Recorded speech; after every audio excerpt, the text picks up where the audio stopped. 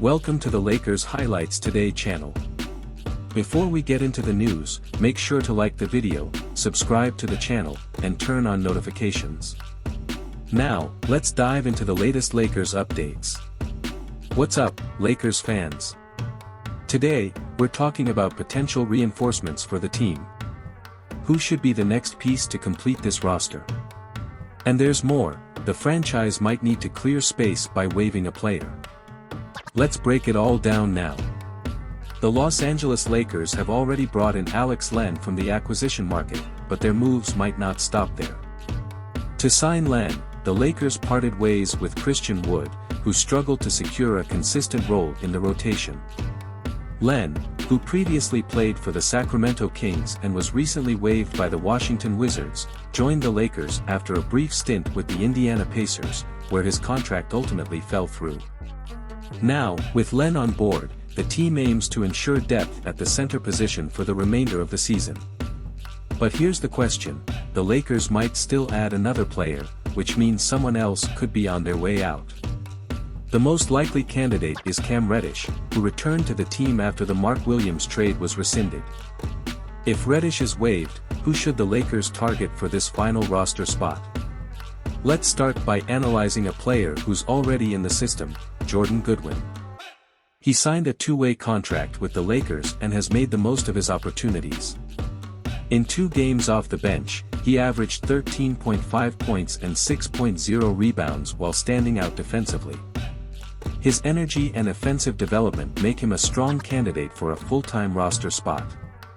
One issue that still needs to be addressed is the Lakers' guard rotation. The team has limited reliable options at the position, which could become a problem as the season progresses. Currently, the Lakers have Luka Doncic and Austin Reeves as their starting guards, but the bench depth is thin. Gabe Vincent is the primary option off the bench, but his offensive inconsistency has been a concern. Shake Milton hasn't proven to be a trustworthy option for a contending team, and while Dalton Knecht is technically a guard, he isn't a reliable ball handler. This is where Jordan Goodwin comes in. At 6 feet 6 inches with strong defensive instincts, he could provide an immediate impact in the rotation. Compared to Vincent, he might even be a more productive option. If his three-point shot becomes dependable, the Lakers would have every reason to convert his two-way contract into a full-time deal before the end of the season.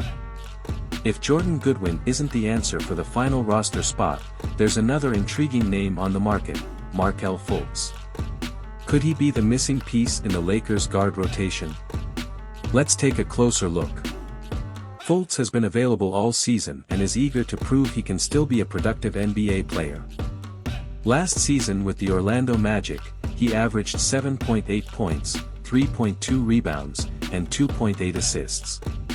His shooting struggles likely explain why he remains unsigned, but he makes up for it with solid playmaking and defense. The Lakers could use Fultz as a backup point guard for Luka Doncic, providing additional playmaking and defensive intensity off the bench. While there are concerns about his offensive production, he has the ability to score in different ways and has shown flashes of his talent throughout his career. The big question is he worth the risk? If the Lakers are looking to raise their ceiling, Fultz could be a low-cost gamble with the potential to pay off. Now, let's talk about Marcus Morris Sr., who remains unsigned this season. Could the Lakers be his opportunity to extend his NBA career? Morris, now 35 years old, averaged 6.4 points and 2.7 rebounds last season with the Cleveland Cavaliers. His prime years may be behind him, but he still brings valuable skills to the table. As a 3-and-D wing or even a small ball center, he could add defensive toughness and floor spacing to the Lakers' frontcourt rotation. Unlike Jordan Goodwin and Markelle Fultz, Morris might not significantly impact the Lakers' title hopes, but he could still be a solid bench contributor, bringing experience and resilience to the second unit. Plus, he has a history of rivalry with Luka Doncic, which could add an extra edge to team practices.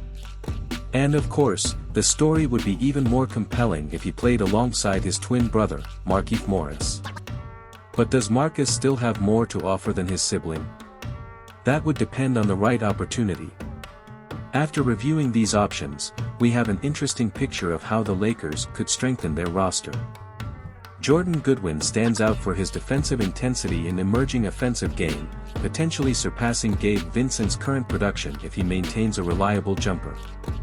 Markelle Fultz, despite his shooting concerns, offers veteran playmaking and defensive skills, making him a viable backup option. Lastly, Marcus Morris Sr. brings versatility and experience, functioning as a 3-and-D wing who could lighten the load on the primary rotation, even if his offensive production isn't as strong as the other two candidates. Each of these players brings a different dynamic. Goodwin provides a well-rounded option for the guard rotation, Fultz offers an upside gamble, and Morris adds toughness and defense to the second unit. The Lakers' final decision will depend on which profile best fits their current strategy as they push for depth and balance in pursuit of a championship. Now, we want to hear from you. Which of these options do you think would be the best fit for the Lakers? Drop your thoughts in the comments. See you next time, Lakers Nation.